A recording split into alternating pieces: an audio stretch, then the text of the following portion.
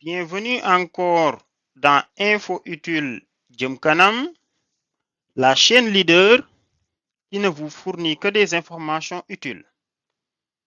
En ce mois de janvier 2024, les élections présidentielles se préparent. Comme vous le savez, nous avons obtenu plus de 200 candidats. Pour en parler aujourd'hui, comme vous le savez, il y a eu plusieurs étapes. Voici quelques parmi ces étapes où il y avait d'abord le retrait des fiches de parrainage, le dépôt des parrains après collecte sur le terrain, les corrections demandées par le Conseil constitutionnel, le dépôt final et puis la décision finale sur qui est retenu. Mais nous, au lieu de faire focus sur des détails, nous allons faire focus sur des choses qui sont vraiment utiles à la société.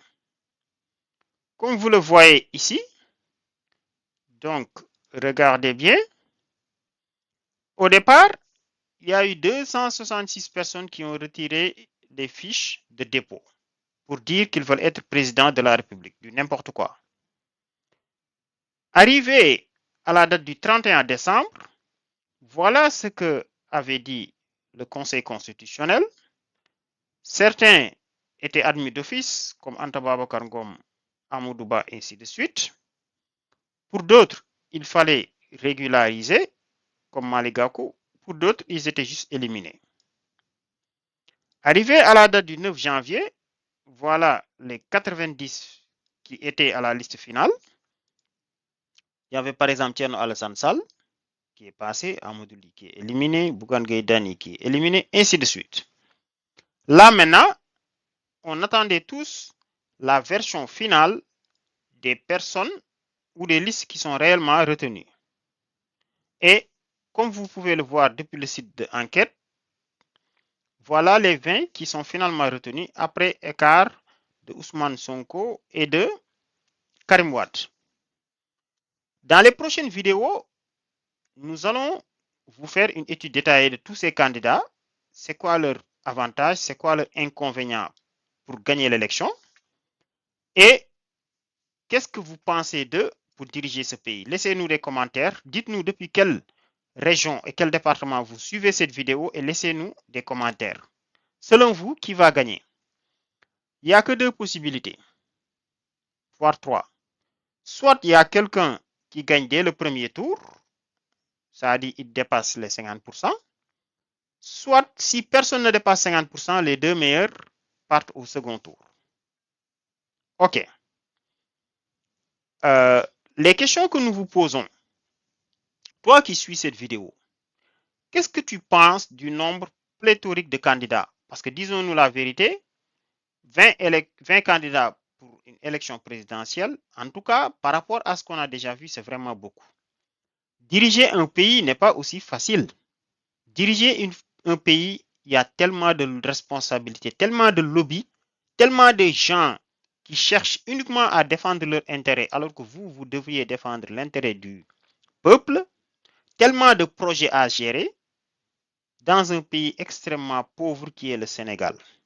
Ok. À qui profite le fait qu'on ait énormément de listes? Je ne reviendrai pas dans les détails. En tout cas, les médias en ont déjà suffisamment parlé, comme vous le voyez. Certains disent que il y a des gens parmi eux, bon, je ne peux pas dire délibérément telle ou telle personne, mais certains disent qu'il y a des gens qui se sont déclarés candidats juste pour pouvoir se faire connaître. D'autres pour telle raison, d'autres pour telle raison, ainsi de suite. Je ne sais pas. Donc, laissez-nous en commentaire ce que vous nous dites. Qu'est-ce que vous en savez par rapport à ces questions? Question 1. Que pensez-vous du nombre pléthorique de candidats? Est-ce que c'est une bonne chose? Je ne sais pas. Moi, personnellement, je ne suis pas convaincu. Deuxièmement, à qui profite? Est-ce que le peuple, le vendeur de tchaf, le marchand ambulant, le jeune élève, la personne qui est malade à l'hôpital, qu'est-ce que ça lui rapporte? Parce que imaginez-vous, chaque parti va dépenser énormément d'argent pour sa campagne électorale. Cet argent-là ne devait-il pas servir à autre chose? Deuxièmement, troisièmement, est-ce une bonne chose d'avoir autant de candidats? Répondez-nous, s'il vous plaît. Laissez-nous juste un commentaire et dites-nous depuis quel pays vous nous regardez. Ensuite, que pensez-vous du mode d'élection actuel dans notre pays qui est le Sénégal, où c'est le modèle qui a été mécaniquement copié des Occidentaux, où les personnes du pays s'inscrivent et chacun a sa voix qui compte pour un seul. Et après, on décompte pour les meilleurs. Celui qui aura totalisé le maximum de voix aura gagné les élections, soit en premier tour ou deuxième tour. Mais est-ce que ça, c'est une bonne méthode de choisir? En tout cas, depuis 2000, nous choisissons avec ça et pourtant, pas grand-chose à changer. Donc, avant d'aller loin, comme nous avons l'habitude de le dire, nous vous invitons à vous abonner à notre chaîne Info Utile Jëm Kanam que vous voyez. Si vous aimez la vidéo que vous êtes en train de suivre, laissez-nous un like aussi. Laissez-nous un like, aimez la vidéo. Et en parcourant la chaîne, vous allez trouver beaucoup d'autres vidéos sur l'entrepreneuriat, l'investissement, des informations d'orientation scolaire professionnelle, sanitaire et autres. Bref, tout ce qui est information utile. Dans les prochaines vidéos maintenant, évidemment, après vous avoir proposé et informé de l'état actuel des choses, nous vous parlerons de comment bien choisir lors des élections. Parce que figurez-vous, en tout cas, la personne qui sera élue aura la responsabilité de diriger le pays les 5 ou 7 prochaines années qui vont venir. Et donc, choisir une mauvaise personne ne serait pas assez intéressant. Quelles sont les erreurs à éviter? Quelles sont les forces et les faiblesses de chaque candidat? Nous vous reviendrons dans ça, que ce soit pour les élections ou bien pour le pays. Donc, abonnez-vous à notre chaîne, laissez un like comme on vous l'a dit. Bientôt, nous vous ferons des vidéos sur ça. Donc, pour aujourd'hui, c'était un peu tout pour les candidats. À l'heure actuelle, voici les 20 qui sont retenus pour aller à l'élection présidentielle. Je pense que vous les reconnaissez tous. Chacun a des avantages et des inconvénients. Chacun de ces candidats. Qui est le meilleur pour diriger le pays?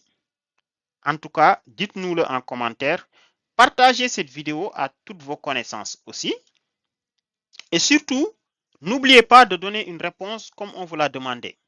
Selon vous aussi, d'autres questions qui peuvent suivre. Comment on doit choisir un candidat? Sur quelle base? Est-ce que c'est sur la base parce qu'on le connaît, parce qu'on est dans le même parti politique, sur la base ethnique, religieuse, je ne sais pas. Ou bien, il faut évaluer les qualités et regarder son passé en plus de son expérience. Donc, c'était tout pour aujourd'hui. Et les plus de 200 candidats au départ de l'élection, les 270, finalement, il n'y a que 20 qui sont retenus, presque les 10%.